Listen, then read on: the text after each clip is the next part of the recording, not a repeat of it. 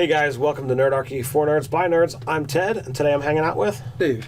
And today we have a GM 911 from Joshua Dominic Fox, and he wants to know, how does someone go from a hermit to a baron to a king?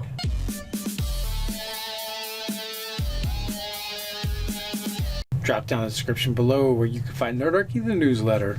Get weekly tips as well as learn how to game with Nerdarchy. Right, so Joshua sent us this thing. He wants to know, how can you take a character from a hermit and get him all the way up to the king? I will point out there is a series on HBO. Some of you may have heard of it. Some of you may have not. There's this guy, George R.R. Martin, wrote some books. Yeah, I think he's gotten a little bit of notoriety. Maybe a little. Well, in that series, possibly a spoiler, there are two characters that are orphans at the beginning of this story. One of them dies horribly, but the other one goes on to basically do everything you're talking about. And this little lass's name is Daenerys Stormborn. The Daenerys Targaryen Stormborn, and there's like tons of other titles that go along with it. Essentially, that's what you just described. Like, that's what she's been doing. Right, yeah. Spoiler alert. Yeah, in case you haven't been paying attention for the past decade. It's only been like 7 years. Something like that. Well, yeah, but the books have been around for even longer. Well, that's true. So, all right, if you're talking about over the course of time, then it needs to be this rolling transition. All right, I started off as a hermit. I'm a nobody. Nobody knows me, and you go off and you do something. You get a little bit of renown. You get a little bit of fame.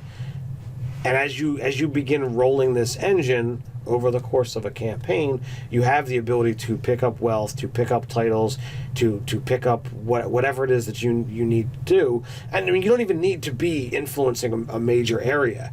And then all it takes is one major spin of the die, and you wind up falling in control of an area. So, it's for instance, like, it could be through device and plot and hard work on the character's point, from the character's point of view, or it could literally be luck and happenstance.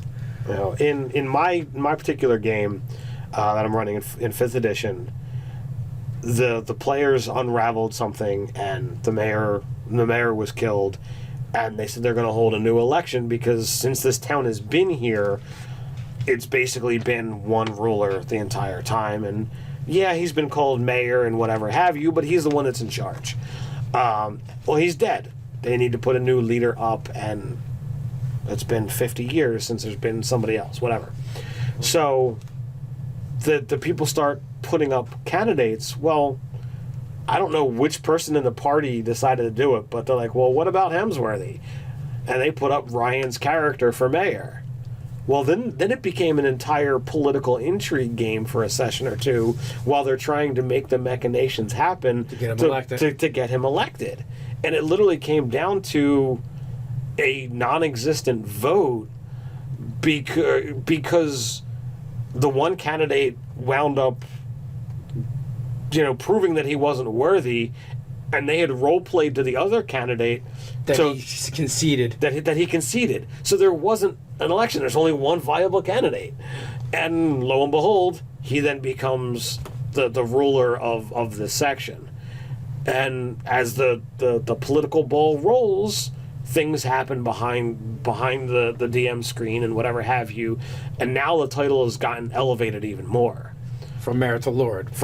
Mayor to lord, because he's not part of the kingdom anymore. They've seceded. And ironically, the players never really investigated that whole angle. It's kind of weird.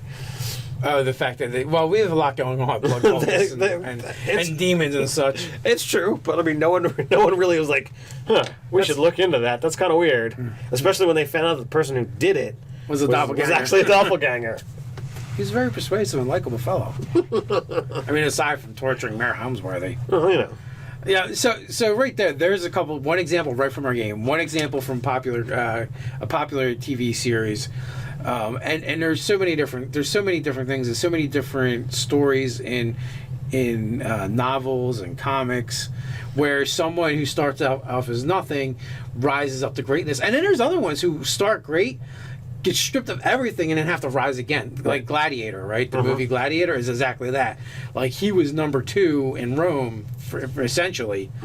And then he gets stripped and stripped of everything is taken from him. His family's murdered. He's left for dead, becomes a slave, and then rises back up to this to actually kill the emperor. Yeah, and is basically kind of like celebrated as this great person in the end. Short lived, but Yeah. So you've got the ability to either, as Dave says, put it up by luck or put it up by political machinations. If the character is telling you from the beginning that this is where I want to go, well, then have that be a reason. Is there some kind of bloodline that has been lost, and by some bizarre chance he actually is of that, and that's part of his backstory. He's been in hiding, or he's been living out nowhere because he doesn't know he is what he is. So you want to work these kind of things into it. If it's an ongoing game and it's something that they just told you, oh, I'd like to do this, well, there's nothing to say that you couldn't have these things as part of the backstory, and either he doesn't know or he's just been kind of keeping this hush hush because it's an issue. And if you bring that bloodline to the forefront, well, maybe people rally to his cause. Maybe an entire town says, oh my God, it's this guy, and they instantly put him into power. Now he's a baron. And then it becomes a political and possibly war-heavy game, because the people who are in power now are trying to fight to hold on to it, because this guy is the rightful ruler by blood.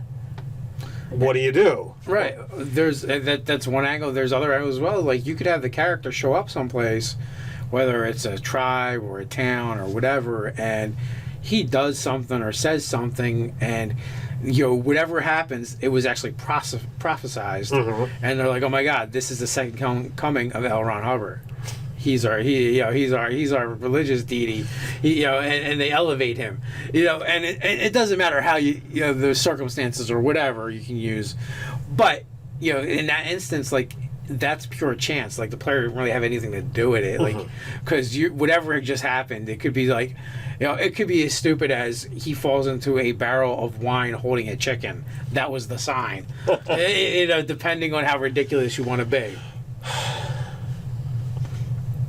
So the other way, but besides chance, is the political machinations, and there is going to be a situation of the character choosing to want to go down that road, and that's going to be okay, how can he himself insert him into this political scenario? How can he get into positions of power and then climb higher from there? Well, the other thing too is it may not be that character. It may be other people around them that want to use him and leverage him in that way.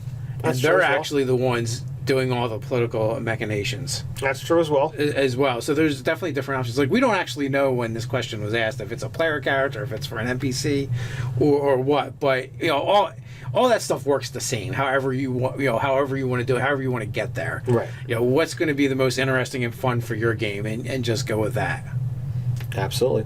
So if you guys have any helpful tips for Joshua Fox, you can put them down in the comments below. While you're at it, like, share, and subscribe. You can check out funny memes over on Facebook. So until next time, stay nerdy.